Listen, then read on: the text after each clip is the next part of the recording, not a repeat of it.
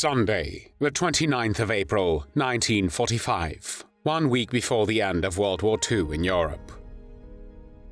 The US 7th Army's 45th Infantry Division liberates Dachau, the first regular concentration camp built by the Nazi government. The soldiers smell not only human excrement, but also decaying bodies, causing many of them to cry or vomit, as they find piles of impossibly malnourished corpses, more than 30 railroad cars filled with thousands of dead bodies, and 30,000 survivors, most of them severely emaciated, who look like walking skeletons. Thousands of them are sick, and will die from typhus epidemics and starvation during the months following the camp's liberation. The shocked and angered soldiers, as well as prisoners who survived years of humiliation and abuse by their Nazi tormentors, want revenge, and the brutal response is to come. One of the victims of this revenge will become the last commandant of Dachau. His name is Heinrich Wicker. Heinrich Wicker was born on the 30th of June 1921 in the village of Gausbach, then part of the Weimar Republic, which was the name given to the German government between the end of the imperial period in 1918 and the beginning of Nazi Germany in 1933. Heinrich was the son of a salesman, and he spent his childhood in the Mühlberg district of Karlsruhe. He attended elementary school there and then commercial school for 2 years because he wanted to become a merchant. When Adolf Hitler was appointed Chancellor of Germany in January 1933, Heinrich was only 12 years old. In the same year, he joined the Hitler Youth. This organization, led by Baldur von Schirach, was the primary tool that the Nazis used to indoctrinate young people with Nazi ideology, thus shaping the beliefs, thinking, and actions of German youth. While in January 1933, the Hitler Youth had approximately 100,000 members, by the end of the year, this figure had increased to over 2 million. Jews were not allowed to join these organizations. The Hitler Youth was a paramilitary organization designed to train boys as future fighters and soldiers for war. As an official organization of the Nazi state, the Hitler Youth had a military structure at the local, regional, and national levels. In 1936, Wicker became a leader of the Jungvolk, a separate section of the Hitler Youth for boys aged 10 to 13. A year later, at the age of 16, Wicker joined the SS. He became a member of the 1st SS Death's Head Division in Dachau, which was also deployed to guard the concentration camp. There, he received military training.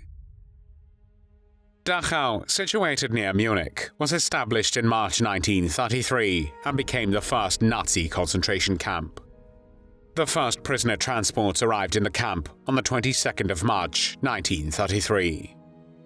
In October of the same year, Dachau's commandant, Theodor Eicher, introduced a system of regulations which inflicted brutal punishments on prisoners for the slightest offenses. Eicher ensured that the Dachau camp served as a model for all later concentration camps. It also became a training center, or a school of violence, for SS guards who were deployed throughout the concentration camp system. During the first year, the camp had a capacity of 5,000 prisoners. Initially, the internees were primarily German communists, social democrats, trade unionists, and other political opponents of the Nazi regime. However, over time, other groups were also interned at Dachau, such as Jehovah's Witnesses, Roma and Sinti people, homosexuals, repeat criminal offenders, as well as so-called asocials, whom the regime incarcerated because they could not or would not find gainful employment. The Second World War began on the 1st of September 1939, when Nazi Germany invaded Poland, and Wicker took part in the invasion. He also participated in the German invasion of France, Belgium, Luxembourg, and the Netherlands, which began on the 10th of May 1940 and became known as the Battle of France. A year later, Germany attacked the Soviet Union, and in 1942, Wicker was seriously wounded there at the Battle of Demyansk. Recovered, but no longer classified as fit for the front, he joined SS training units for volunteers from the occupied countries in Austria and Graz at the beginning of 1943. From August to November 1943, he attended the SS Junker School in Bad Tölz. SS Junker School's leadership training facilities were meant for officer candidates of the SS. Heinrich Himmler, the head of the SS, intended for these schools to mold cadets for future service in the officer ranks of the SS. In these training facilities, cadets were taught to be adaptable officers who could perform any task assigned to them, whether in a police role, at a Nazi concentration camp, as part of a fighting unit, or within the greater SS organization. Political and ideological indoctrination was part of the syllabus for all SS cadets, but there was no merger of academic learning and military instruction like that found at West Point in the United States. Instead, personality training was stressed, which meant future SS leaders were shaped above all things by a nationalist socialist worldview and attitude. Instruction was designed to communicate a sense of racial superiority, a connection to other dependable like-minded men, ruthlessness, and a toughness that accorded the value system of the SS. In November 1943, after completing courses, Wicker, now an Oberscharführer, a rank equivalent to staff sergeant, was transferred to the SS main economic and administrative office. On the 30th of January 1944, at the age of 22, he was promoted to Untersturmführer, which was equivalent to second lieutenant. In the middle of 1944, he was transferred to the Natzweiler-Struthof concentration camp and took over the leadership of the Brutality, a satellite camp of Natzweiler-Struthof near the German town of Cochem. The camp was evacuated on the 15th of September 1944, and in December of that year, Wicker became commandant of Mannheim-Sandhofen. This subcamp of Natzweiler-Struthof was operated from September 1944 until March 1945, and was located in the Sandhofen district of Mannheim in Germany. Approximately 1,000 inmates, mostly political prisoners from various European countries, were held there. The camp was housed in the building of the local school. Prisoners were forced to work in local industrial factories, including Daimler-Benz, primarily repairing and manufacturing aircraft. The conditions were harsh, with inadequate food, poor sanitation, and brutal treatment leading to many deaths. One of Heinrich Wicker's first official acts in Mannheim was the execution of the Warsaw prisoner Marian Krajinski in January 1945 for alleged factory sabotage, to which he had invited 5 representatives of Daimler-Benz. Near the end of the war, Wicker was the leader of several death marches. Death marches were forced evacuations of prisoners by Nazi Germany as Allied forces advanced. These brutal marches occurred towards the end of the war, from 1944 to 1945, as the Nazis attempted to move prisoners from concentration camps deeper into German-controlled territory. The prisoners, already weak from starvation, disease, and abuse, were forced to walk long distances in harsh winter conditions without adequate food, water, or shelter. Those who could not keep up were often shot by guards. Tens of thousands of prisoners died during these marches, either from exhaustion, exposure, or execution. During one of the death marches which occurred in March 1945 and was led by Heinrich Wicker, 170 prisoners died. They were either murdered or died of exhaustion. On the 28th of April 1945, Wicker took over the camp leadership at Dachau concentration camp after the commandant, Martin Gottfried Weiss, had retreated from the advancing US troops the same day. Wicker's plan was to surrender to the Americans with the help of a delegate from the International Committee of the Red Cross, Victor Maurer. The latter convinced him not to desert and evacuate the prisoners, which should have meant their inevitable death, but to hand over the whole camp to the US Army. Wicker, recognizing the hopelessness of the situation, handed over the camp to General Henning Linden of the 42nd Infantry Division of the 7th U.S. Army on the 29th of April, 1945.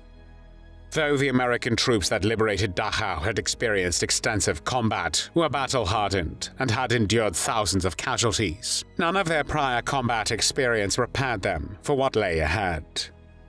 The first clue that something was terribly wrong was the smell. As they neared the camp, the American soldiers found a train comprised of about 40 cars, filled with bodies in various states of decomposition. It was a moment when they understood the origin of the smell. It was the overpowering stench of death. When General Henning Linden questioned Heinrich Wicker about the train full of corpses, Wicker, who had been the camp's commandant for less than 2 days, denied knowledge of this, as well as other atrocities found in the camp. Inside the camp, the US soldiers found even more dead bodies, often naked, lying where they had fallen in the last few hours or days before the camp's liberation. Sometimes the bodies were stacked on top of each other like firewood.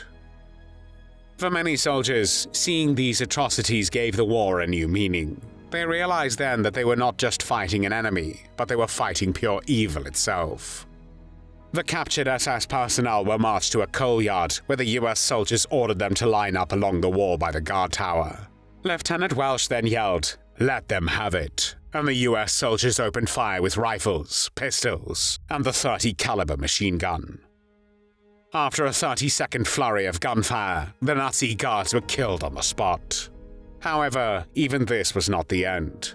Valenty Lenarczyk, a former prisoner at Dachau, stated that following the camp's liberation, prisoners swarmed over the wire and grabbed the Americans and lifted them to their shoulders.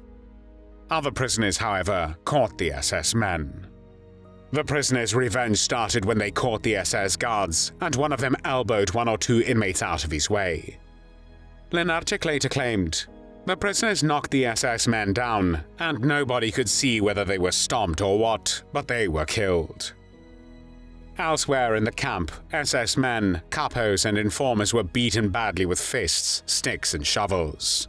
There was at least one incident where a US soldier looked away as 2 prisoners beat a German guard to death with a shovel, and Lieutenant Bill Walsh witnessed one such beating. Another soldier witnessed an inmate stomping on an SS trooper's face, until, as he later said, there wasn't much left. When the soldier said to him, "You've got a lot of hate in your heart," the prisoner simply nodded. To this day, it is unclear how many SS guards were killed, but it is estimated that the number is between 30 and 50. Heinrich Wicker did not fare any better. There are 2 contradictory accounts of the circumstances of Wicker's death. According to one, Wicker was summarily executed by American soldiers, but a differing account stated that Wicker, then 23 years old, was beaten to death by camp prisoners. Allegedly, his dead body was later thrown in the crematorium onto the corpses of prisoners. An ironic end for the last commandant of the first regular concentration camp, established by the Nazi government. There were no tears shed for Heinrich Wicker.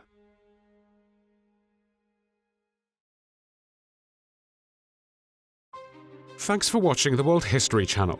Be sure to like and subscribe, and click the bell notification icon so you don't miss our next episodes. We thank you, and we'll see you next time on the channel.